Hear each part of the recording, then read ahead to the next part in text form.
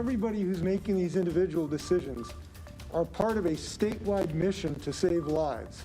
Eastern Washington is now officially moving into phase 2 of the state's reopening plan. Today, Governor Jay Inslee announced 5 Washington regions taking that big step in the roadmap to recovery. Some Spokane County businesses have been closed since November. Now that Spokane County is moving into phase 2, we are here at the Spokane Comedy Club to share their reaction at the chance to reopen.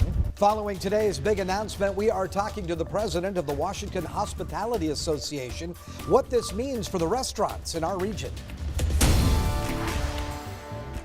We continue to track bitter cold wind chills. We have that wind chill advisory in effect. We're also tracking lots of snow to the south of us. Your complete forecast is next.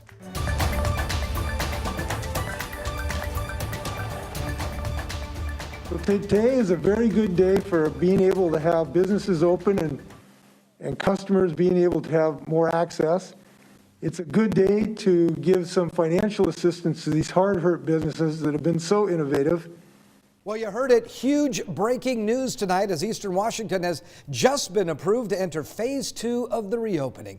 Good afternoon, everyone. Thanks for joining us on KREM 2 News First at 4. I'm Tom Sherry. Welcome, everyone. I'm Whitney Ward. Yeah, today we have got live team coverage with the latest information from Governor Inslee and exactly what this means for our local businesses. So we want to get straight to it. We begin tonight with our political reporter, Casey Decker, and the announcement that we just heard from the governor. Casey?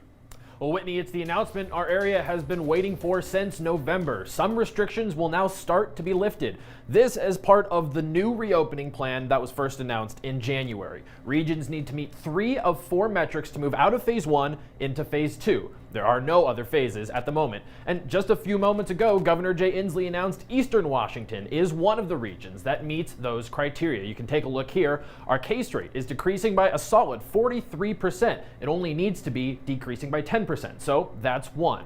Our hospitalizations have gone down 17% since the last check-in, again meeting that 10% requirement, that's 2. Our ICU capacity at 73%, it just needs to be under 90, so that's 3. And our test positivity rate, well, that's sitting at 10%. It needs to be less than 10%, so we don't meet that requirement right now. But that doesn't matter, we check enough boxes under the current plan to move forward.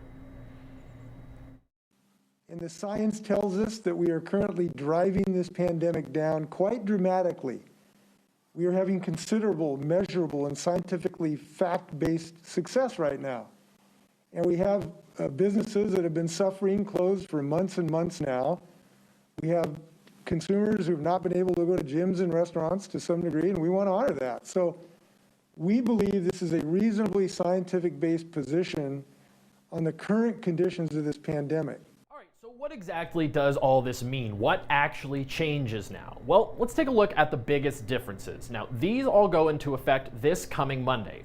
First, and this is probably the biggest one, indoor dining will return for the first time in months, though just up to 25% capacity. 2, indoor entertainment venues. Those can open up as well with also 25% capacity, a maximum of 200 people in a venue. Gyms can also let more people in under the new phase, again maxing out at 25%. Outdoor sporting events will now be allowed, but participants and spectators, those can't combine for more than 200 people. And very small indoor social gatherings will be permitted in your homes, up to 5 people and only 2 households combined. That means if you're the host, all your guests, they have to already be living together. Now, of course, this move is not permanent. We could get booted back to phase 1 if our numbers start to get worse again. In 2 weeks, updated metrics will be posted. We still have to be meeting 3 of 4 criteria. Now, it doesn't matter which criteria, we could switch which ones are passing and which ones failing and still qualify as long as we meet 3 of them. Now, if we don't check 3 or 4 boxes, the phase 1 restrictions come back that following Monday. So some great news today for a lot of local businesses, but of course Spokane and the rest of the region need to stay diligent unless we want to go right back to where we came from. Tom, Whitney. Well, phase 2 in Eastern Washington not set to start until Monday, but with Valentine's Day happening on Sunday, and of course these bitter cold temperatures across the state making outdoor dining unlikely. In the press conference today, Governor Inslee was asked if he would allow restaurants to open in phase 2 before Monday. It's something I can think about. and I will give some thought to that. There may be some procedural and legal ways we can't advance that. I will give that a little bit of consideration.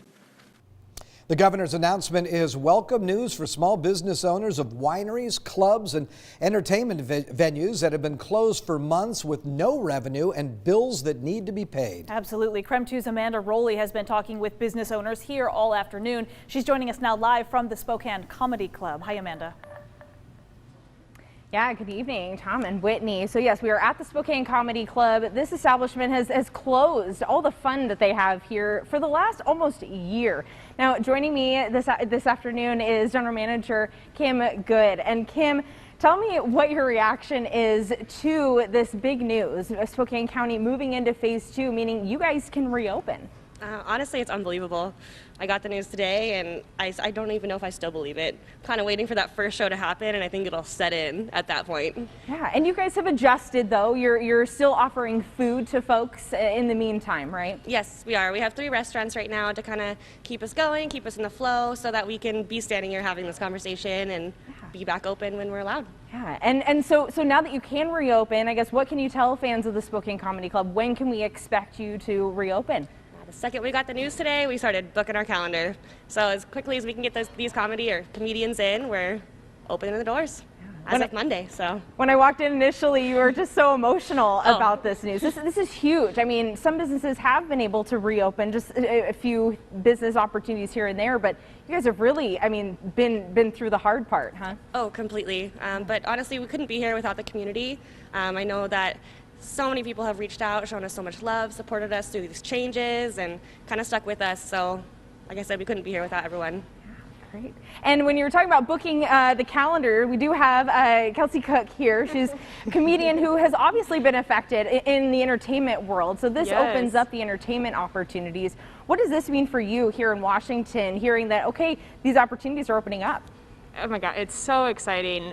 Most of us comics have not really gotten to perform in a comedy club like this live for a year. So having live comedy coming back, it's so great. It also means getting to do less Zoom shows and virtual shows, which have been such a strange transition, and I can't wait. I'm headlining here April 8th through the 10th, and I'm so excited for it. Yeah. But you've stayed busy, though. What other things have you been working on? Yeah, so over the past year, I actually shot my first comedy special during the pandemic. So it was shot outside, socially distanced, and it comes out February 26th on Epix. So would love if people check that out. And then you guys on KREM here actually might have seen a story of me and my dad doing our Trumpet Tuesday videos. Yes. My dad's a trumpet player in the Spokane Symphony, and obviously his job was also very affected. So yeah, we've been doing that on my Instagram. Great. And we love watching that. We love seeing you, and we're excited to have folks, you and other comedians back here at the Spokane Comedy Club soon. Yes, so excited. Thank you so much, Kelsey and Kim, for joining us here. So exciting news for the Comedy Club and other entertainment venues here as Spokane County moves into phase 2 of reopening. Reporting in downtown Spokane, Amanda Rowley, KREM 2 News. Amanda, thank you very much. You know, it really is incredible the lengths that these businesses, these individuals have had to go to, but that they have been willing to do just in order to stay afloat for this moment today. And then now they have to line up comics that, you know, are outside of the area and get them to come here. And there's some money there. And then they have to find staffing, which has been probably laid off. And there's a lot to do. And boy, but I know they're happy to be back. Yes, never been so happy to do so much work, for sure. Today's announcement also impacting thousands of high school students all across our region. So it looks like we're going to have some sort of semblance of high school sports in just a few weeks. Brenna Green joins us now in the newsroom. She caught up with some of the people affected. Brenna. Yeah, a few of our high school sports slated to start in a few weeks were able to compete regardless of the phase we are in. But for football, volleyball, and girls soccer players, today's announcement was everything they've been waiting to hear for 10 months. And the GSL volleyball games will start February 23rd. Football will begin Saturday, February 27th. Girls soccer, provided we stay in phase 2, will start March 1st. And cross country, which can happen regardless of the phase we're in, will begin March 6th. I spoke with Gonzaga Prep quarterback Ryan McKenna and Shadle Park football head coach Jim Mace about what today's announcement means to them. Just a little context for Jim's quote. I broke the news to him over text before our interview. It's exciting. It's obviously a great feeling just to be able to have something to look forward to again and know that you're working towards something that's going to actually happen. I can be honest. I mean, when it's quiet around my house a lot of times, I'm like, are we even going to have a season? Are we even going to have a chance? Are we blowing smoke to these people and families and kids? And when you sent me that text, I started thinking, wow, like I wasn't blowing smoke. They are going to get a game. We will have so much more tonight at 6 from both Jim and Ryan, as well as GSL Director Ken Van Sickle. By the way, February 27th could be one of the biggest sports days our region has ever seen. As I mentioned earlier, high school football will start then, and Eastern and Idaho will also start their football seasons against each other that day. The Gonzaga men also have a free date that day, and I wouldn't be surprised if they schedule a home game and finish out an undefeated regular season in the kennel. Back to you guys. Feast or famine, as it always tends to be, but certainly a lot of people very excited about this news today. I'm one of them. Yes, it's me too, absolutely. The thing that is really getting a lot of people's attention also right now is step outside. In about 3 seconds, you want to go back inside. Right. Outdoor dining's tough. Yeah, exactly. So let's talk about this. Again, you take a look at the weather headlines. It's pretty obvious. We've got these wind chills that are across the area right now. Bitter cold wind chills, as a matter of fact. We're looking at some sub-zero temperatures that we've seen across the area. We've got lows in the teens and single digits. Also a chance of snow locally here in the Spokane area. Saturday through Tuesday, we are seeing snow, though, happening down to the south of us. We've got a winter weather advisory in effect, kind of like from Lewiston and Pomeroy to the south, 2 to 4 inches there, where you see it shaded in pink. That's a winter storm warning in effect until Saturday afternoon. Could pick up 4 to 8 inches of snow. And of course, our wind chill advisory here locally as we look for winds to drop maybe 10 to 15 degrees below zero. When you take a look at the current temperature, it's 19 degrees, but with that northeasterly wind at 15, right now you've got lower single digits, or you're around zero as far as a feels like temperature is concerned. We are tracking snow that is, again, to the west of us and to the south of us, and it looks like it's going to remain to the south of us until about the weekend.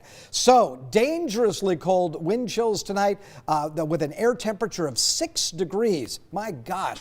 And then tomorrow, continued windy. We'll look for a daytime high of about 21. As we look ahead to the weekend, I've got 23 on Saturday with a chance of some snow and also a chance of a few snow showers on Sunday. Continued chilly. 10 the low Saturday morning, 12 the low on Sunday morning. Of course, that's Valentine's Day.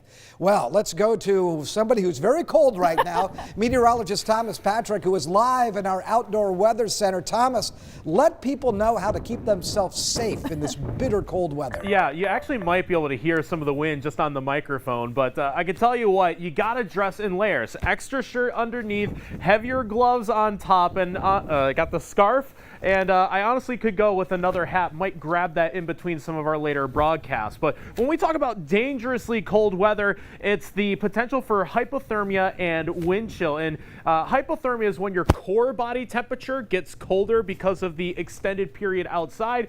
Some symptoms of that include dizziness, confusion, slurring of words, or not knowing where you are. Just general confusion because you're losing some of your brain's mental fortitude. The other issue would be frostbite, and that is more on your extremities. So if you had a hand without a glove for 30 minutes or an hour outside, you might start to see some frost develop on your fingers, general numbness, or even a warm sensation. If either of those occur, you want to make sure that you get yourself to a hospital right away, because those are both very dangerous situations, especially when we have not just how cold the temperatures are going to be, but these winds just making things feel and really are that much colder overall. So be careful, especially for the next 2 days.